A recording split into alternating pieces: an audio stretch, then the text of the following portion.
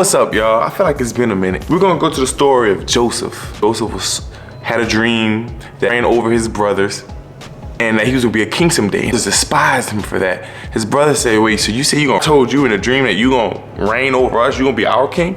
And you our little brother, who you think you talking to? So they hated him so much, so one day they devised a plan to kill him. Reuben said, no, let's not kill him, let's just throw him in this well and he gonna die that way. But secretly what he was doing, he didn't want to kill Joseph. My brothers want to kill Joseph. What I'm gonna do is, I'm gonna just tell him, throw him in this well, leave, I'm gonna go down there and get him and save him. Decided to throw him in that well, merchants were coming along. So when the rest of his brothers seen these merchants, let's just sell them off into slavery and we're gonna just tell our dad that, a wild animal killed him. Reuben's original plan backfired on him. Had Reuben been bold enough to save Joseph, being bold is to be strong in our faith. We're called to be bold. We're weak in our faith. That means we're doubtful, insecure, unsure. We must be bold, be strong in our faith to get that inner thing that's inside of us, to get it to come out. Reuben's inner desire was to save his brother, but to do it, he wasn't strong enough in his faith. It never came to pass. He wasn't able to save his brother. Why are you sitting on your gifts? Why do you want to keep suppressing that? Every year goes by, every season goes by. Okay, I'm gonna start it this year. I'm gonna do that thing this year. I'm gonna give it a try. I'm gonna take the leap of faith. But you never do it because you go through these line of questions. Well, how I'm gonna do it?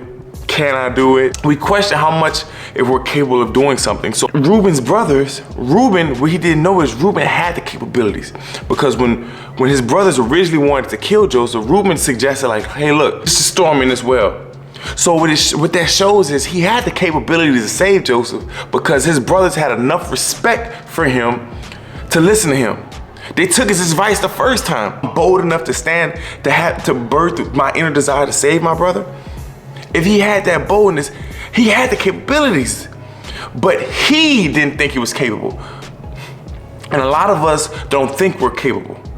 Even though we have the capabilities, if we don't think we're capable, it doesn't matter. No matter how talented you are, how gifted you are, if you don't believe that, then it doesn't matter. What use of it does it make? What matter? It doesn't matter. It's pointless. No matter how many people believe in you, prophesy over you, encourage you, push you to do it, if you don't think that you're capable of doing it, it will never happen. And that's the most important part. You need to believe you're capable in order to make it happen. It all starts in the mind.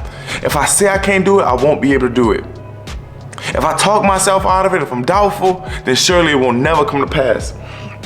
A lot of us have gifts and talents. As you guys may know the parable of the farmer and the servants with the talents. The servant with 5 talents, 10 talents, and 1 talent. The servant with 1 talent didn't do anything with the talent that was given to him. And he made his master upset with him.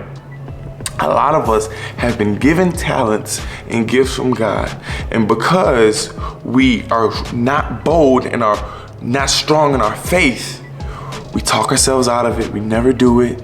We question it, wonder how.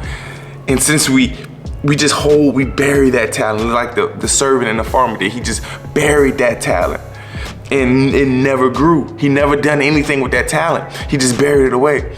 A lot of us are just burying our talents away. And what that does is God has given us that talent and we're just burying it away. And because of that, we're upsetting our master. God is our master, our father, and we're upsetting him because he's gifted us with something to do something for his purpose. The master gave that servant that seed to give it, to do something for him.